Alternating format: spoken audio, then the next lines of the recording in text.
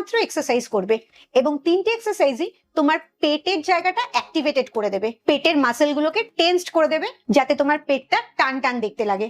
কারণ অনেক সময় দেখা যায় ফ্যাটটা একটু লুজ হয়ে গেছে বলে পেটটা বড় দেখতে লাগছে, সেখানে এই 3টে এক্সারসাইজ খুব কাজে দেবে। প্রথম এক্সারসাইজটার নাম হচ্ছে রিভার্স ক্রাঞ্চ। এক্সারসাইজটা যখন করবে পেটটাকে শক্ত করে রাখবে যাতে ওখানে বেশি টেনশনটা পড়ে। এই এক্সারসাইজটা একবারে 10 থেকে 12 বার করবে, তারপরে 30 সেকেন্ড রেস্ট নেবে, আবার 10 থেকে 12 বার করবে, এভাবে 3টে সেট করবে।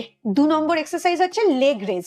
পাটাকে ওপর দিকে তুলতে হবে। লেগ রেজটাও একবারে 10 থেকে 12 বার করবে, তারপরে 30 সেকেন্ড করে ব্রেক নেবে, এইভাবে 3টে সেট করবে। এটাতেও পেটটা শক্ত করে রাখবে যাতে টোটাল টেনশনটা এবং এনার্জিটা পেটে গিয়ে পড়ে। এই নম্বর এক্সারসাইজটা উল্টো হতে হবে, সেটা হচ্ছে মাউন্টেন ক্লাইম্ব। মাউন্টেন ক্লাইম্বটা অনেকটাই প্ল্যাঙ্কের মতো পজিশনে দাঁড়াবে এবং তারপরে পাটাকে বুকের কাছে আনার চেষ্টা করবে। এই এক্সারসাইজটাতেও দেখবে টোটাল প্রেশারটা তোমার পেটে আসছে, তোমার হাতে বা পায়ে যেন প্রেশার না আসে। আর এই কারণে 3টে এক্সারসাইজ করার সময় পেটটাকে ভেতর দিকে ঢুকিয়ে নেবে এবং মাসেলটাকে শক্ত করে নেবে।